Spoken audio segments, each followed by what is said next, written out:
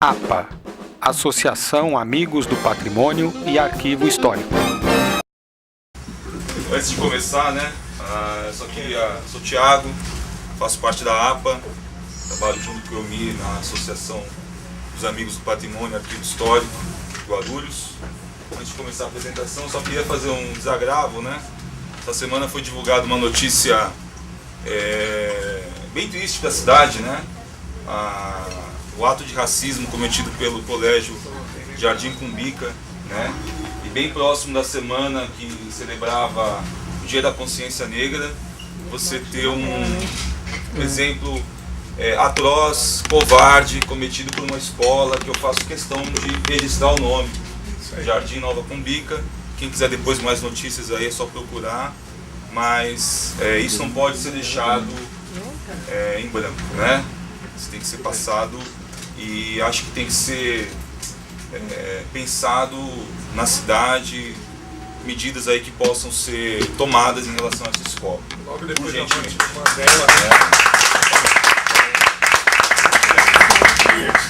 E a minha apresentação ela vai partir para algumas indagações, e essas indagações estão sendo principalmente gestadas, pensadas dentro da associação, Então eu vou procurar, com o tema que é da mesa redonda, a importância, conhecimento, construção e cronologia do patrimônio histórico da cidade de Guarulhos, colocar algumas indagações, E aí vamos a elas, Por favor. Mais uma. Eu começo com essa pensata, que é de um historiador chamado Eric Hobsbawm. No livro dele, A Invenção das Tradições, ele escreve em um determinado momento: muitas vezes as tradições que parecem ou são consideradas antigas são bastante recentes, quando não são inventadas. Essa pensata, a gente coloca ela para discutir muita coisa relacionada à história de Guarulhos, O que Hobsbawm está discutindo no livro A Invenção das Tradições é que há às vezes uma necessidade, que é muito do presente, de se construir narrativas históricas que procuram projetar um passado que justifique assim ações do presente. Ora, como é que você vai pensar esse passado que vai tentar criar justificativas para o presente? Será que vai ter sentido você falar de uma cabana? Você vai falar de um castelo. Será que vai ter sentido falar da história do João?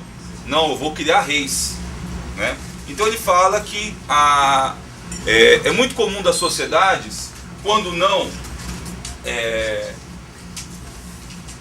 criar uma purpurina ao seu passado, quando ela não consegue fazer isso, ela inventa uma tradição, E está sendo discutido isso dentro da APA, essas questões de uma forma muito crítica, que algumas tradições aqui da cidade são de fato inventadas, Não vamos falar quais são elas, mas elas de fato são narrativas construídas para justificar uma determinada ação do presente, No caso, a gente vai criticizar aqui o quarto centenário da cidade, em virtude sim da comemoração dos 453 anos, 8 de dezembro, uma data inventada, pensando o quão foi criado essa história da cidade. Esse passado, de fato, ele é inventado, é uma narrativa inventada, Só para a gente, então, trabalhar, não só 8 de dezembro, os próprios historiadores oficiais aqui, eles têm uma discordância sobre o 8 de dezembro, Se você pegar o livro do Noronha, o livro do Hanari, eles entram numa discordância sobre o 8 de dezembro e, em um determinado momento, o Noronha fala: não, é 8 de dezembro porque tem que ser 8 de dezembro. Ponto final. Então não há uma data de fundação da cidade. Assim como não há uma data de fundação de São Paulo.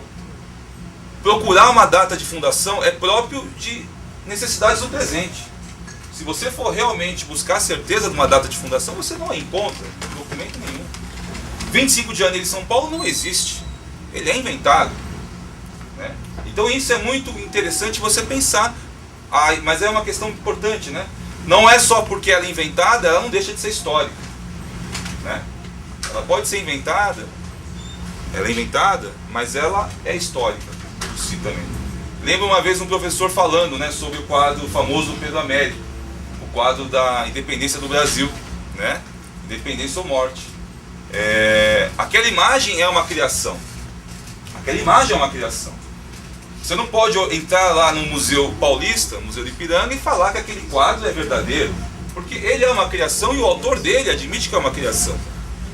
Ele fala mais do tempo em que ele foi produzido do que propriamente da época da independência do Brasil.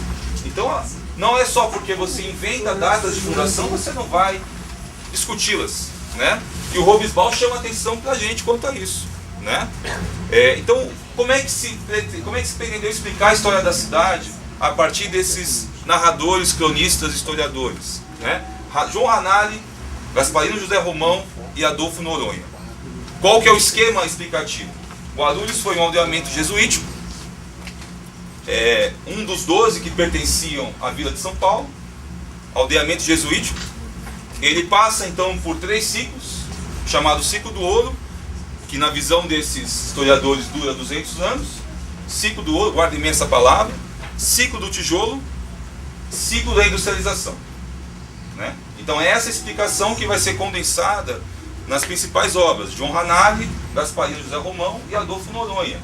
E a nossa pretensão é discutir criticamente esses termos, ciclo do ouro, ciclo do tijolo e ciclo da industrialização. É por isso que não tem imagens e é por isso que não tem música, né? Porque realmente é um tema polêmico.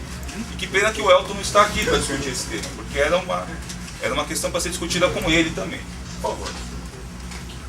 Bom, questões para pensar então. Dessa forma então crítica, a gente se propõe a discutir a história da cidade de Guarulhos. Primeiro ponto é como é que você pensa o que é patrimônio, né? Segunda coisa é as particularidades da formação da cidade. E é engraçado você pensar a cidade. O que é uma cidade, né? Acho que isso é o interessante para ser pensado. Então como é que a gente caracteriza uma cidade, né? Tem várias formas de você pensar uma cidade. Tem um autor francês chamado Fustel de Coulanges. Ele vai discutir que a cidade ela existe a partir de instituições, né? Então se existe a família, a religião, se existem essas organizações, é uma cidade. Existem autores que vão discutir a cidade a partir de uma diacronia, da sua diferença com o campo, né? Vai ter, se você for pegar os gregos, né? Os gregos discutem a cidade a partir da ideia de participação política, na qual você só é cidadão se você participa, sendo cidadão morando numa cidade, né? E aí a Hannah Arendt vai pegar o espaço da cidade como um espaço político, né? Que Henri Lefebvre também vai discutir isso. Então a cidade seria o espaço da existência política de vários entes. Então é importante a troca, é importante a discussão no espaço, e isso determina o que é uma cidade. Por favor. Como estudar a história então da cidade de Guarulhos? Cronistas, historiadores oficiais, entre aspas, e Guarulhos, seu patrimônio cultural do século XXI. E aí algumas questões que a APA está pensando hoje, né? É uma mesa redonda também com participação da APA, né? E é o que a APA hoje está discutindo internamente, né? Vamos lá? Bom, o que é patrimônio, né? Esse texto do patrimônio é um texto base formado no âmbito da APA que orienta um pouco as ações da APA. Então como é que a APA pensa patrimônio? Considera-se patrimônio histórico tudo aquilo ou a soma que possui valor e faz parte da memória e da história de uma família, de um grupo, de uma comunidade, de uma coletividade. Vincula-se a ideia de bens, de propriedade, do coletivo e do reconhecimento de valor. Então existe patrimônio porque existe algo que às vezes é material e imaterial, na qual um grupo dá um determinado valor, reconhece como nele parte da sua identidade. Isso é patrimônio, né? Está ligado à ideia de pater, né? Ter pai da família ou ter coisas, né? Isso vai avançar, né? Por favor, Danilo. Hoje, né? Sempre se associou patrimônio à ideia de monumentos, né? Então a diferença entre monumento e monumento histórico, né? Então patrimônio era coisa material, né? A existência material com um objetivo para tal ou às vezes um objetivo atribuído. Então, passando dessa fase de monumento, no qual o Estado a priori selecionava os bens indicativos da identidade social, temos hoje a participação da sociedade nas várias esferas de decisão e muitas vezes mobilizada a fazer reivindicações. Isso reflete uma mudança do conceito de patrimônio histórico. Antes o Estado Se você for pegar o Serviço de Patrimônio Histórico no Brasil, criado no Estado getulista, né, o Estado atribuía o que era patrimônio, né? Por mais que o Mário de Andrade fazia uma série de pesquisas, inclusive todas elas estão disponíveis lá no Centro Cultural São Paulo, mas cabia ao Estado dizer isso é patrimônio, isso não é patrimônio, né? Não é à toa que ainda hoje a gente é influenciado por arquitetos no IFAM, né? Não é à toa que os arquitetos têm um monopólio para dizer o que é patrimônio e o que não é patrimônio. Só abrir um parênteses, tanto que essa questão de patrimônio material, toda a ideia de patrimônio material vem do Mário de Andrade, na década de 40 e tal. Só agora que estão se usando esse trabalho dele, quer dizer, o Estado nunca teve essa ideia do patrimônio material, porque o patrimônio material é coisa que não vem das elites, né? São artes populares, né? Então eles sempre esconderam essa parte do estudo do Mário de Andrade. O fundamental é como é que você pensa numa história, e aí que a gente vai falar um pouco de Guarulhos depois, né? Você não vai encontrar uma gama de patrimônio, porque assim, o que os arquitetos pensam quando falam sobre patrimônio edificado? Aquilo que representa um determinado estilo dentro da arquitetura, né? E isso dá uma unidade, isso dá uma identidade própria ao edifício, né? Então você não vai encontrar em Guarulhos um exemplar de arte déco. Você encontra o Teatro Padre Bento, mas totalmente híbrido. Você tinha o Arte Nouveau da Casa Saraceni, híbrido. Então você não vai... Casa de Missões, híbrido. O que é o híbrido? A mistura. Então você não vai encontrar um grande representante, por exemplo, gótico na cidade. Não vai encontrar. Não há um representante da arquitetura gótica na cidade. Mas aí que está a discussão. Isso justifica você não ter políticas de preservação de patrimônio da cidade? É por isso que a questão imaterial ela tem que ser discutida seriamente na cidade. O imaterial, né? Então, a definição que a APA hoje trabalha sobre o que é patrimônio, né, por favor, para além disso, trabalha-se hoje com uma noção de patrimônio cultural, que é o objeto, bem material e imaterial, que determinado grupo reconhece como significativo e atribui valor, podendo ser histórico, arquitetônico, afetivo ou ambiental. Então, para pensar a questão de patrimônio na cidade, você não pode descolá-la do grupo ao qual ela pertence. Então, do espaço ao qual ela pertence. Porque patrimônio parte da vida das pessoas. Então, você não pode descolar um patrimônio, seja ele edificado ou não, da vida das pessoas. Certo? Por favor. Aí é interessante, gente. O outro acabou de chegar.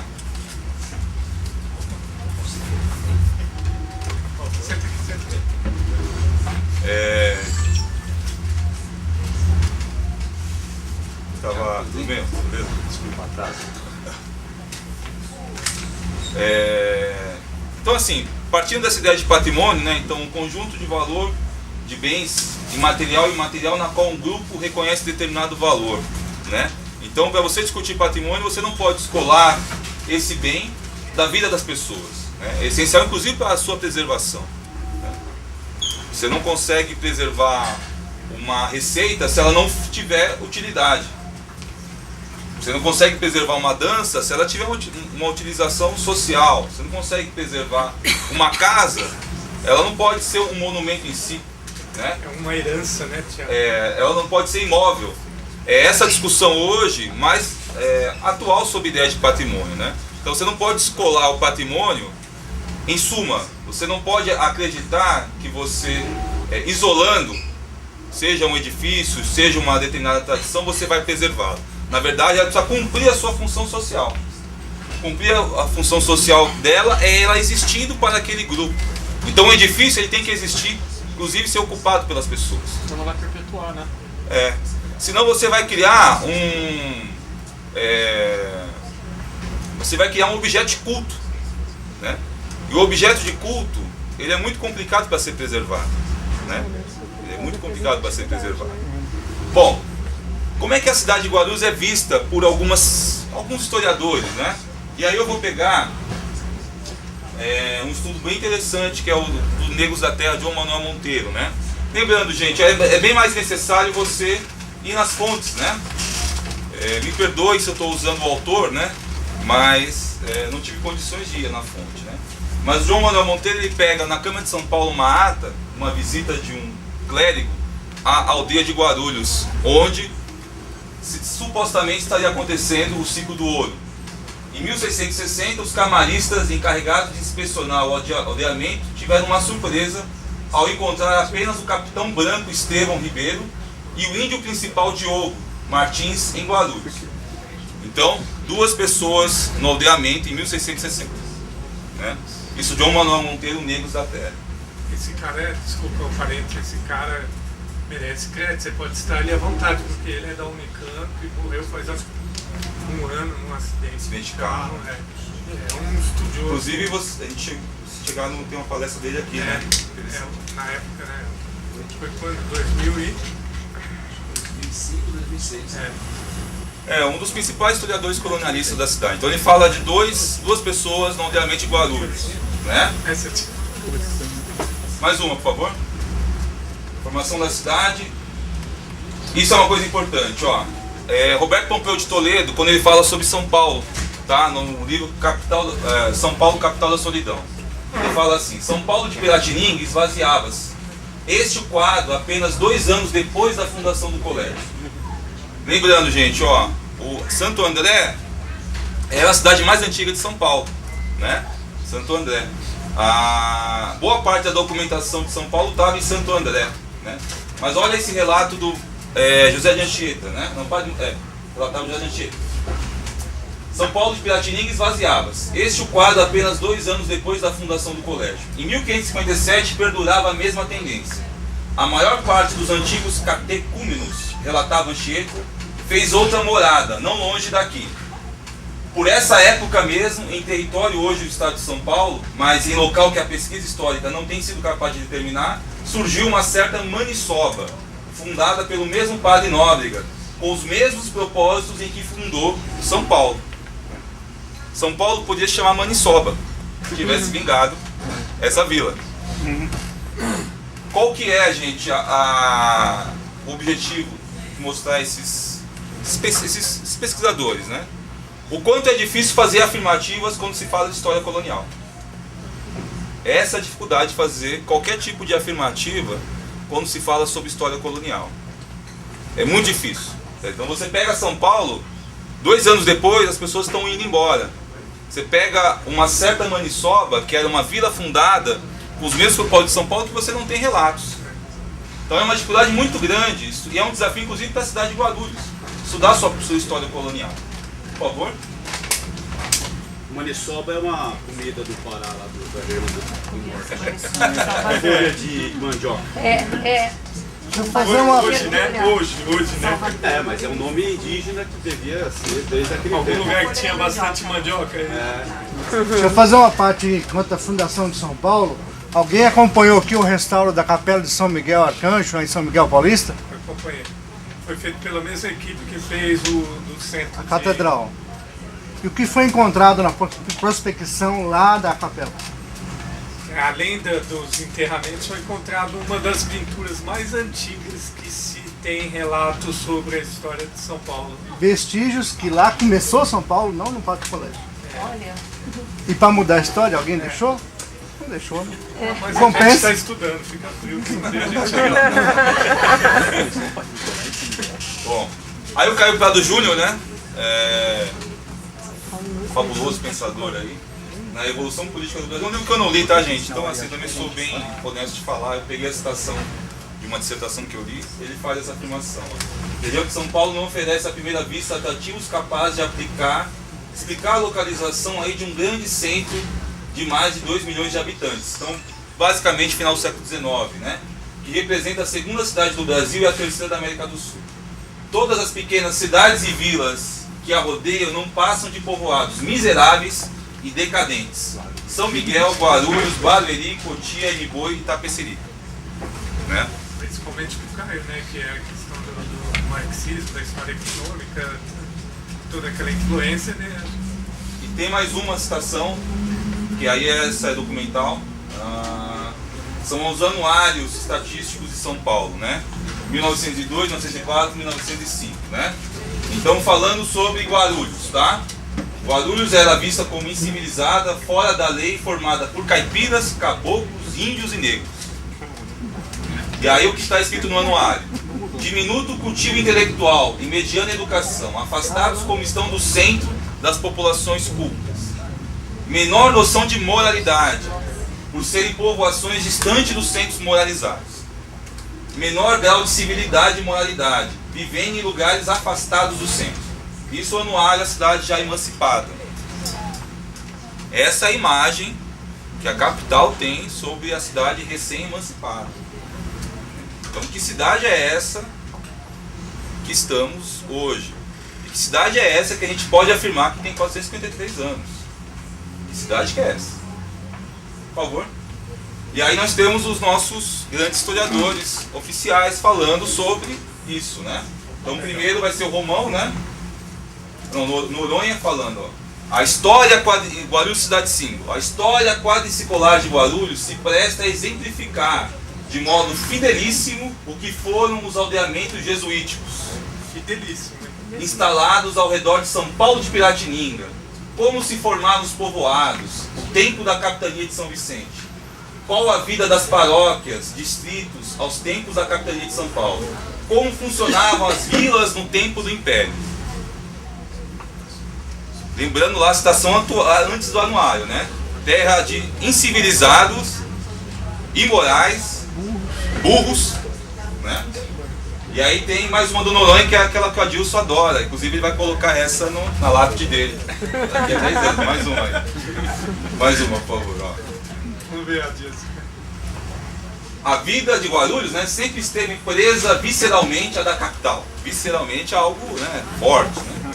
Foi de início uma das 12 aldeias baluartes de São Paulo. Um núcleo de vastíssima exploração aurífera. Vastíssima exploração aurífera. Das prodigiosas atividades agrícolas dos velhos bandeirantes.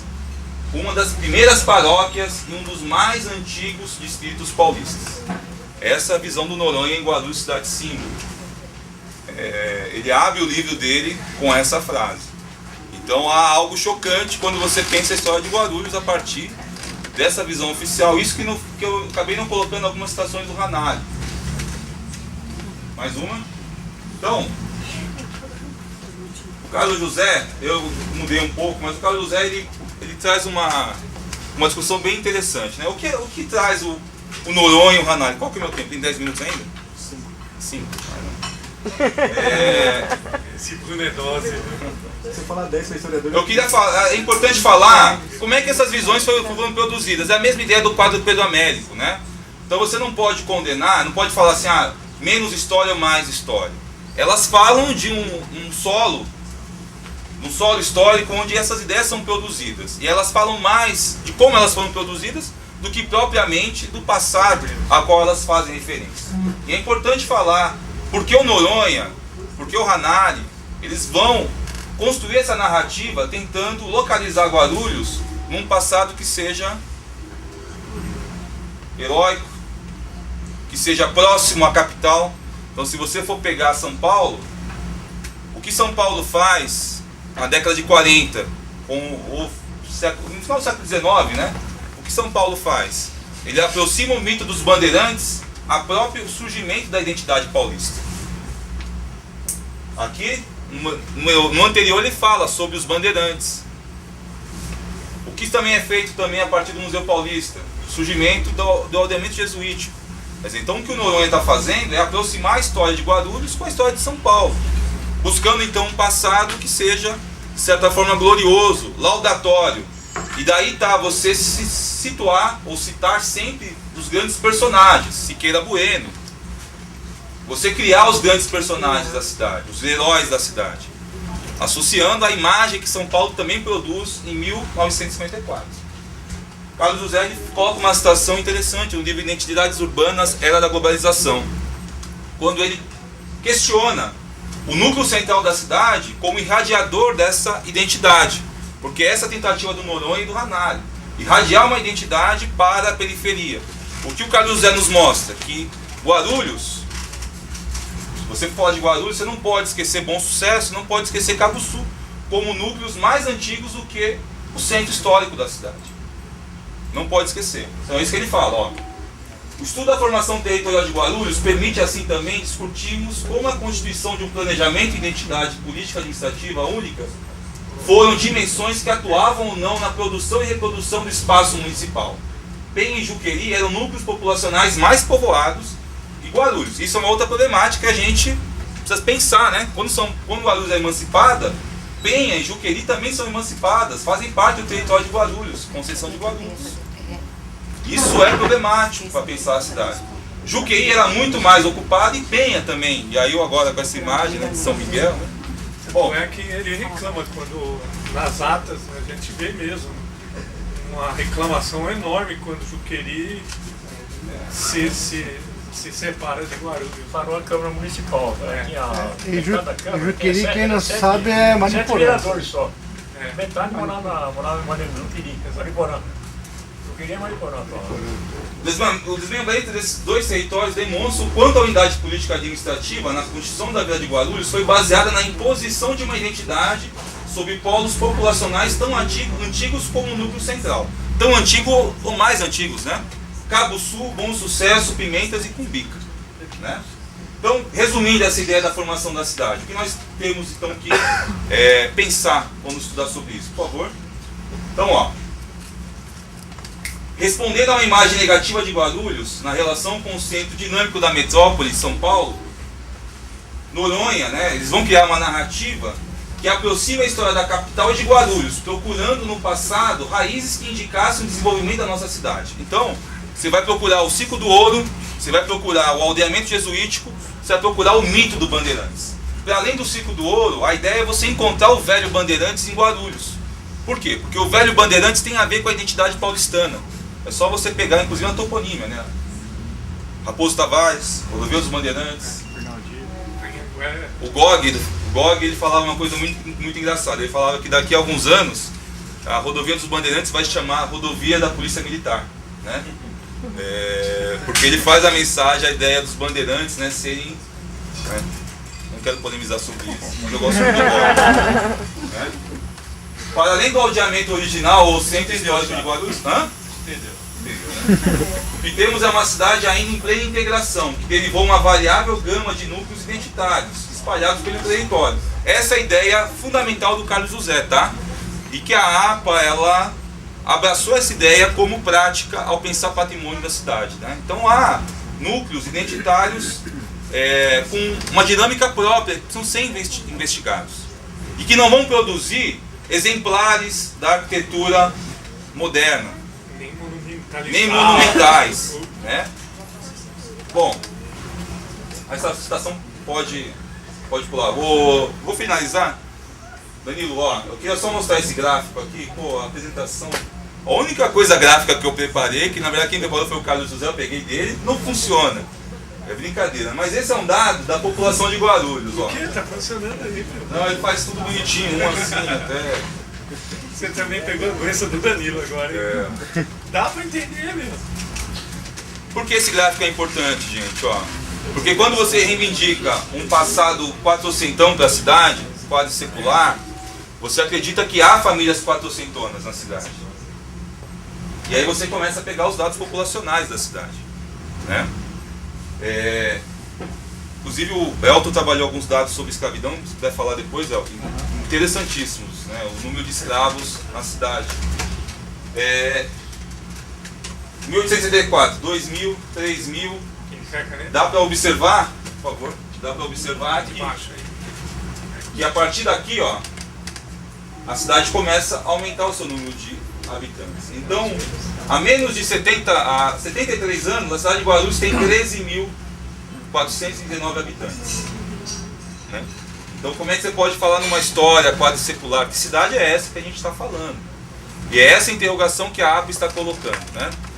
Então, quando você reivindica um passado, por exemplo, como o ciclo do ouro, aldeamento jesuítico, você talvez esteja esquecendo esse elemento aqui importante, ó, que são a grande leva de imigrantes que a cidade começa a receber a partir de 60 e que trazem uma dinâmica particular, que é o quê? Esses migrantes, eles vêm de espaços diferentes, de histórias diferentes, Eles reivindicam identidades diferentes. E como é que eles vão chegar nessa cidade? Que identidade eles vão reivindicar nessa cidade? Esse é o ponto fundamental para pensar a história de Guarulhos, que é a partir de 1960. Né? É quando você começa a receber uma leva enorme de migrantes e na qual trazem elementos diferentes para pensar a história. Quem são essas pessoas? Que passado que elas estão trazendo? Como é que você quer que elas preservem alguma coisa se o passado delas... É uma discussão que eu tenho com a Dilson também, a gente tem acordo. Deixa eu só lembrar uma... Sempre me impressiona isso, né? A gente foi falar com o Francisco Marinho uma vez, estava fazendo estudo sobre o Secato, e ele foi engenheiro na obra lá, e fez estudo da toponímia na região. Né? A gente foi conversar com ele e disse que a primeira coisa que a empresa fez foi fazer estudo topográfico do lugar, toponímia, essas coisas aí. E chegaram à conclusão que tinha que trocar todo o chão onde está assentado o Secato. E aí eu sempre guardo isso, né, cara? Parece que nem o chão do lugar foi preservado. Estou impressionado com isso. Arrasamento, né? Sempre, pelo menos na região do Secato, a gente sempre imagina que onde tem o aeroporto, onde passa duto, onde tem mais galpões, parece que nem o chão. Tinha diretamente ligação com a economia guarulhense, que o que era produzido de verdura ali, aquele campo aqui era tudo plantação de verdura. Era tudo transportado pelo trem, até no Mercadão. Assim, só para finalizar então, o objetivo então vai parar aqui no meio, mas essas são as indagações ao pensar a história da cidade. Né? Então a gente tem um desafio muito grande, que é começar a questionar esses bastiões da oficialidade histórica de Guarulhos. Precisa começar a questionar esses caras. Né? Precisa começar a questionar a ideia de sigla. Precisa começar a questionar o mito do bandeirantismo na cidade. Precisa começar a questionar o aldeamento jesuítico. Precisa começar a fazer essas questões. É necessário investigar o passado indígena da cidade. É necessário entender o que eram os Maramomis, que na verdade era o nome dado pelo inimigo até. Né? É necessário investigar o passado negro da cidade, né? As Irmandades, que há uma documentação farta na qual ainda não foi. E aí tá, a culpa nem é só nossa, mas a Cúria também acaba embaçando bastante. Terça-feira só, né? Só Massa de terça. pra caramba, E quando pode atender. Esses elementos então que a gente tem que começar a levar em consideração. E pensar então essa particularidade da cidade, né? De você ter a grande maioria da população vindo de outros espaços, que não vão reivindicar então tradições, né? As tradições delas vão estar em outros espaços, né? É interessante então pensar, né, para finalizar então, que o Noronha aqui em 1960 ele fala, bom, já que eu não tenho como explicar tudo, então eu vou inventar. Ô Thiago, deixa eu só fazer. Não, peraí, deixa eu finalizar, você pode fazer pergunta. Obrigado, gente, agradeço muito. Tá bom?